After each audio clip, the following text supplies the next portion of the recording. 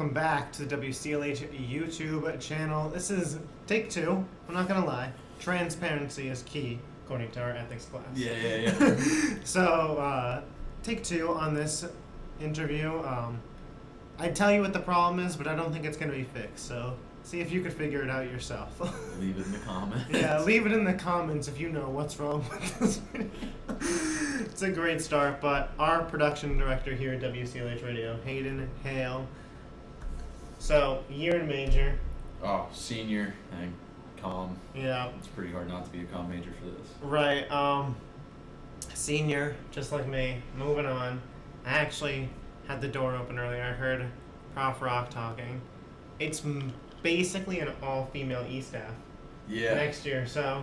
It's kind of exciting. It's very exciting. We are some of the last males in the position of E-staff on this board, so this might be the last time you see an interview with two men from WCLH Radio. How did you get into radio? Actually as a joke. So we went to club day the one time, and I think it was my sophomore year, and it was when Tyler was production director, and Ian was at the Wilkes Now table, and I walked up to Ian and I was like, "Hey, what's your table about?" And he told me about Wilkes Now, and Tyler was like, "Don't do that." He was like, "Sign up for radio." And I was like, "Okay, well, I'll give it a shot." Signed up for radio, and then all of a sudden I'm hooked. Yeah, signed up for radio and never looked back. Yeah, 2 years of being a host, and then right into production director. Yeah, that's awesome. I know how to work Adobe Premiere, and that's it. So, the world of stuff that you do, I saw you on the computer in here the other day, and I was like, oh, when I had like 17 tabs open. Oh, yeah. I was going to say it. You can even look at my screen now. Yeah, there's quite a few tabs there. I just don't feel like closing them, Two different sides of the spectrum. I have like 2 tabs. Do you like need to close them after like? Yeah, I'm a little bit of a neat freak. Yeah, I'm not like. I'm unorganized. So your future career goal? Well, I've always worked blue collar jobs. Probably jumping back into blue collar. Honestly, it's just what I like. I like working with my hands. As much as the comm department has this school's definitely got me ready if I wanted to jump into the comm field to do something. I just don't like it. I think it even helps you for potential advancement, though. Oh my god. Into like a blue collar field, hop into like a manager role and stuff. Especially even production director. You said like director. I like success in a management role already. So your radio show Outlaw Hour, you still keep that going? Oh yeah, every Friday, 2 to 3. Every Friday, 2 to 3 for your country fix. Why don't you tell them what kind of country you play? Because there's a lot of different varieties of country out there. Yeah, so even if you consider them country, I won't jump into like the pop country stuff. So on my show, I try to play a little bit of everything. I like sticking with like the storytelling side of country. So you get like Cody Jinks and Billy Currington, like stuff where it's like it applies to like real life. When you get out there and you're listening to Old Dominion saying like "My heart's a bar," like it's kind of like or you have like "If my truck could talk." Like no one cares if your truck could talk, but I play a little bit of everything. I've been starting to throw more female artists into the mix because female artists like Lainey Wilson, oh my gosh, Carly Pierce, they've been making a lot of waves in country music. So now, it used to be like this boys club kind of thing. It was just guys, and now I'm throwing a lot more women in, and there's been people that notice it. And they come especially the general topics of country music. Not just the industry, but the topics of the music used to be a boys-only club, as you mentioned. Oh my god, yeah. I don't know where you would call me on the country line, because I'm not like super country, but I'm not like one of those people that says, "Oh, I listen to country. Who do you listen to?" "Oh, Taylor Swift." Oh yeah. Like that's not my answer either. I like Luke Combs. He's pretty good. Luke Combs is a popular choice for pop, and he's a real middle. Yeah, him and Morgan Whalen, they're both in the middle ground. Yeah, I like him as well. I like Florida Georgia Line. They're kind of more on the popish side, I feel. Yeah, they didn't used to be that way, but yeah, they are now. They are now. But I'll put in like, I like listening to stuff that people have never heard of. Yeah. And now, Tyler Childers used to be somebody that nobody knew, And then he made a couple really, really, really good songs, and now everyone's just like, oh, Tyler Childers. There's a guy I got for you. I'm gonna pull out my phone, not proper interview etiquette, but I don't remember his name. I found him on TikTok, which is gonna sound like an awful start. Kyle Clark. All he has is an EP of 4 songs. I'll have to listen to it. But I enjoyed it, and it's listed as country on Apple Music. I'll give it a shot. Whatever that is worth.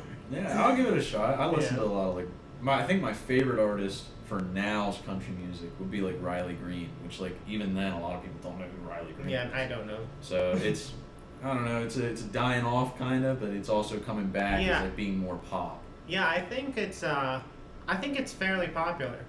I think it's so unique in its own brand that it's never gonna go away. I feel like something like alternative, it's unique, but it's not at the same time. Because, there's so many different styles. Something like pop radio hits, that's kind of merging with country, merging with, rap. Yeah. So it's not dying, but it's changing. I feel like nothing, real country is never going to go away because there's nothing else like it. Well, and that's just if you talk to somebody from a different country or something, and you try to ask them about country music, it's going to be Toby Keith, courtesy of the Red, White, and Blue. It's going to be stuff where it's prideful American. This is what America listens to. The same thing with baseball being America's pastime. Yeah. It's always going to have a style. But then you look at the numbers and actually football blows every sport. Yeah. But so doing radio, what's your favorite part? Probably just doing my show. Yeah. Sitting and for that hour, you don't worry about classes. You don't worry about exams. You're just in there blasting music. You don't care who's listening to it, who's not listening to it. You're just having a good time. Do you find it more or less appealing with the clear windows and everybody can see you? Pre-COVID, more appealing. Because, we had Starbucks right across from us. So you'd be blasting music, and there was people that used to dance by the windows, or they're sitting outside and you can see them actually vibing with the music. Yeah. And that you made a good playlist. That was really cool. Post-COVID stuff, it's kind of Yeah, I mean, I think from the looks of things, the tables outside of Starbucks start to fill it up more, so we're getting more into that area. Do you have a least favorite part? Because I know on the previous interviews, the Club Hour Classic Girls and myself do shows with other people. So normally, the answer is coordination. However, if it's just you. Yeah, nothing least favorite for my show. As production director, my least favorite thing would be the community submissions where they don't understand the FCC guidelines of a radio station. Yeah. So you'll get submissions where the first word out of someone's mouth is the F-bomb. And you're I can't play this. There's literally no way. Yeah. And then you'll send them back the email. You're hey, sorry to inform you, but we can't play this. And they're why? What's wrong with it? You're you swear the first word. You're there are rules. Yeah. There are FCC guidelines. Yeah, and if we don't follow them... Maybe I could play you at 1 a.m, but... Yeah, it's slim shot. Slim shot that anybody listens, even if I do. Yeah. So your favorite type of music's definitely country, but I know that you can get into other stuff. What are some other genres you enjoy? Close second would probably be R&B and hip-hop. But I would say a lot of the times, because of how much I like to run and exercise and everything, it's a lot of metal.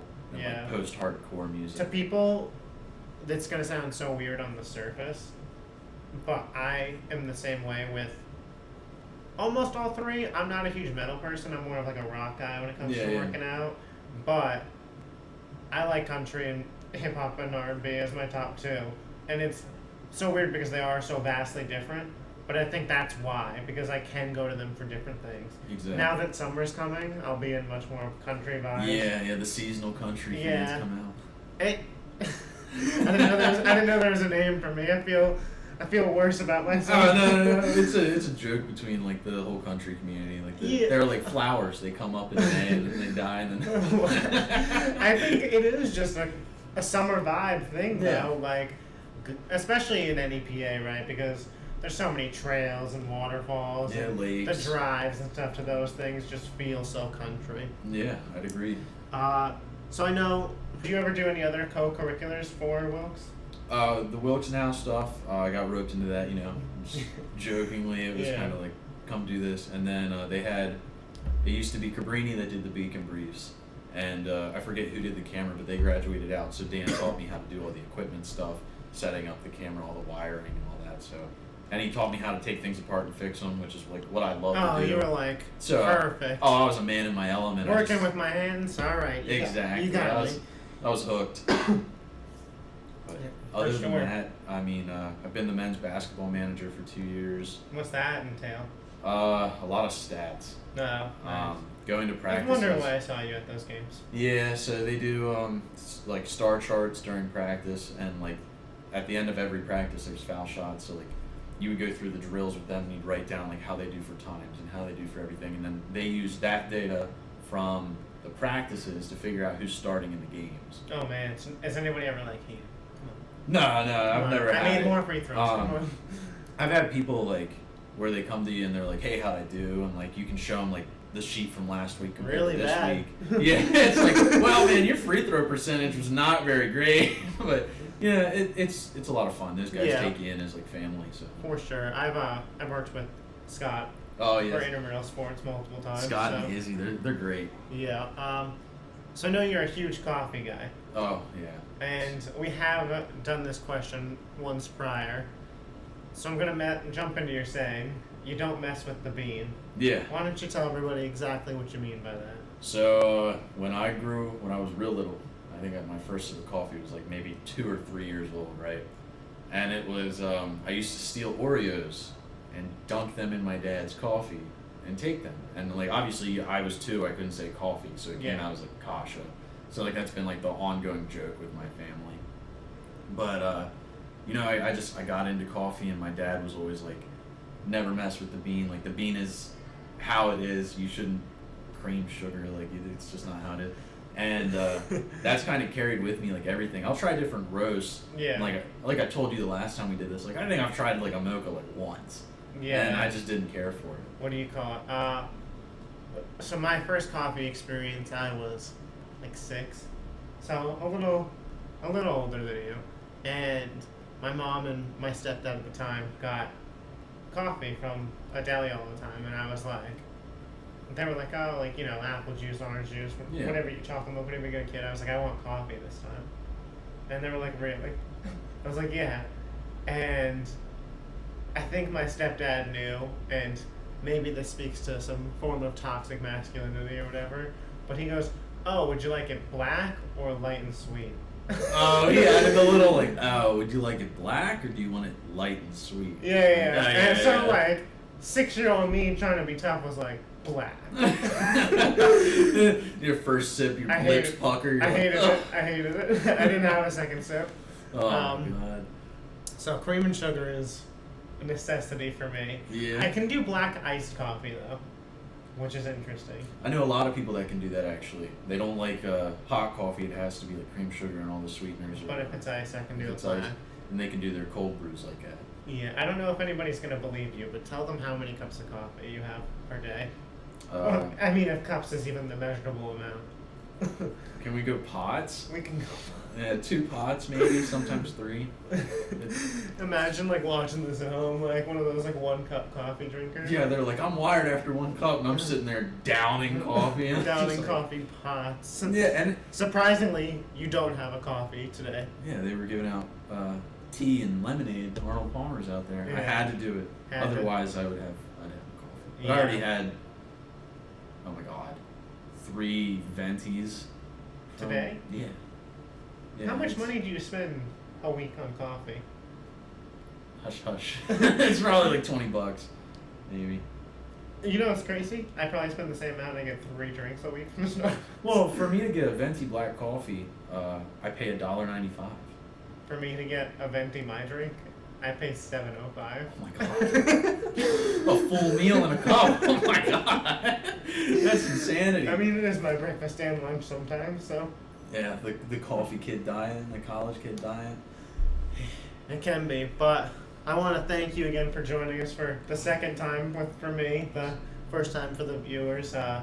Is there any advice, incentive you want to give a potential student watching that wants to either come to Wilkes, join a radio, anything of that sort? Coming to Wilkes, I would say it's what you make it. Yeah. Do what you can. I whenever feel like that's definitely most schools. Yeah. This place, you got to expand outside of the city. If you just sit in the city, you'll be kind of cooped up. Yeah. If you get outside of the city, there's a lot to do. Yeah, for sure.